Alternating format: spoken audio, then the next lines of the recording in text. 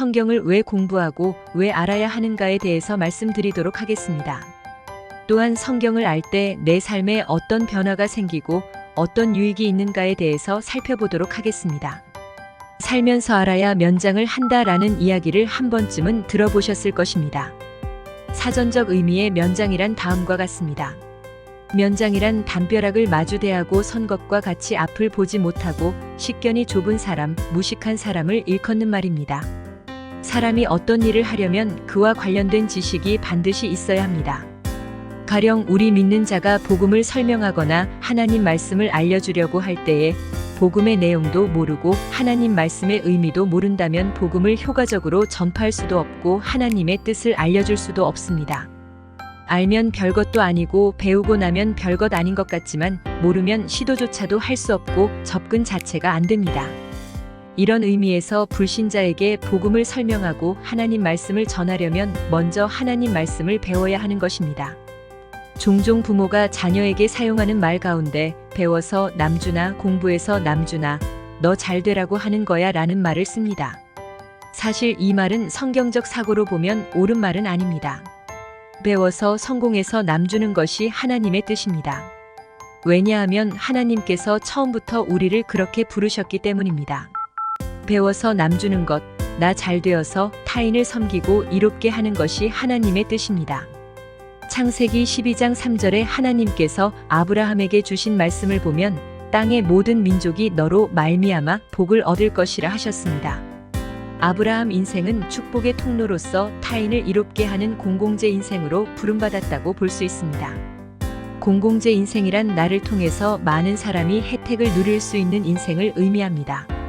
아브라함은 복의 통로가 되어 하나님께 받은 것을 세상으로 흘려보내는 인생으로 부름받은 것입니다.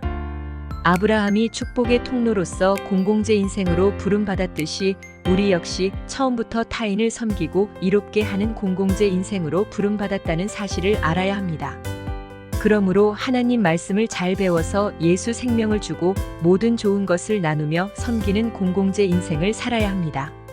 행복한 인생, 축복된 인생은 다름 아닌 말씀이 빚어가는 인생입니다. 신앙에도 단계가 있습니다. 하나님 말씀을 거의 모르는 어린 묘목 단계가 있습니다. 어린 묘목 단계에 있는 자가 차츰 말씀을 알아가면서 제목과 같은 인생으로 성장하게 됩니다. 여기서 더 성장해 제목과 같은 나무들이 무성하게 모인 숲을 이루게 됩니다. 더 나아가 모든 짐승과 새가 깃드는 원시림 인생이 됩니다. 숲을 이루고 원시림을 이루게 되면 온갖 동물들이 와서 쉼을 얻고 풍성한 양식을 공급받게 됩니다. 온갖 동물뿐만 아니라 온갖 새들도 동일한 쉼을 누리고 양식을 공급받게 됩니다.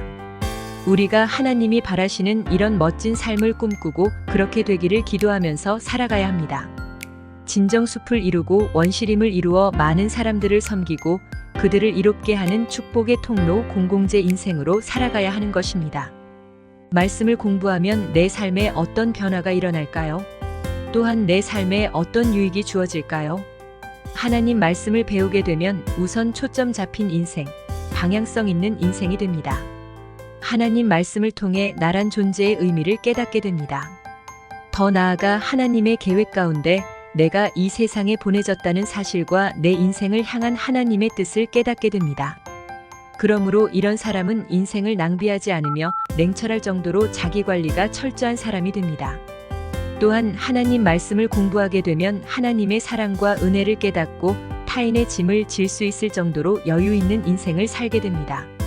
하나님께서 나의 모든 죄를 용서해 주시고 나를 받아주셨던 것처럼 타인에게 관대하며 굉장히 너그러운 사람이 됩니다. 돈이 있어 그런 삶을 사는 것도 아니고 힘이 있어 그런 삶을 사는 것도 아닙니다. 은혜로운 하나님의 말씀이 우리를 섬기는 자로 만들어 가십니다.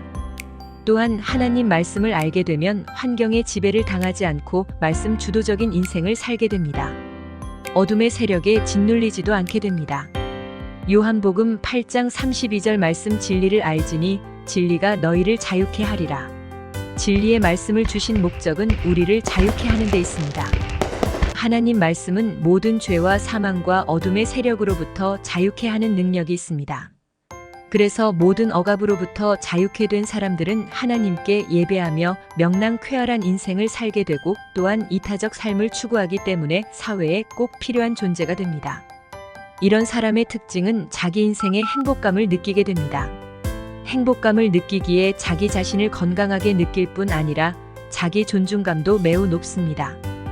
따라서 말씀이 만들어가는 이런 사람은 육체도 건강할 뿐 아니라 마음도 정신도 건강하여 얼굴빛이 빛나는 인생이 되는 것입니다.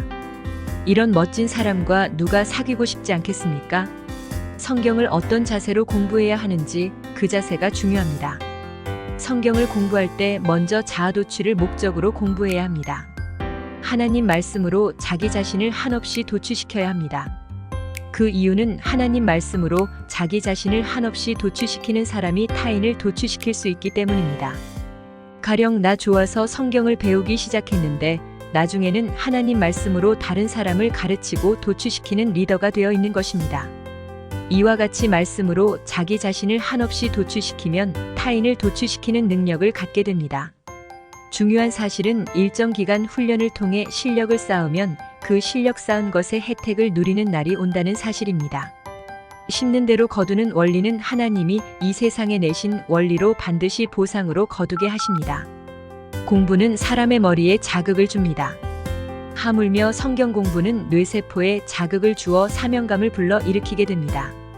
그러므로 뇌세포를 방치하거나 썩히지 말고 뇌세포에 말씀을 주입하여 사명감을 불러 일으키는 삶을 살아야 할 것입니다. 결론적으로 어떤 집에 사는 것이 중요한 것이 아니라 어떤 사람이 되는 것이 중요합니다. 하나님 말씀을 통해 인간 삶의 질이 좋아지면 인생 자체가 굉장히 아름답고 행복한 인생이 됩니다.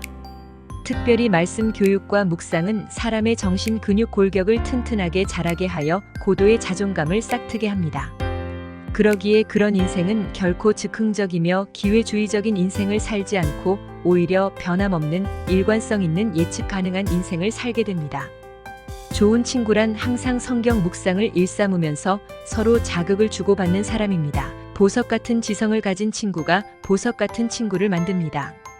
보석 같은 내 옆 사람에게 인정받는 것이 만민에게 인정받는 것입니다. 이와 같이 하나님 말씀을 배우고 알게 되면 하나님께 귀하게 쓰임받는 격조 높은 인생을 살게 됩니다. 하나님을 가까이 하고 사랑한다는 것은 그분의 말씀을 사랑하고 실천하는 것입니다. 말씀으로 승리하세요. 감사합니다.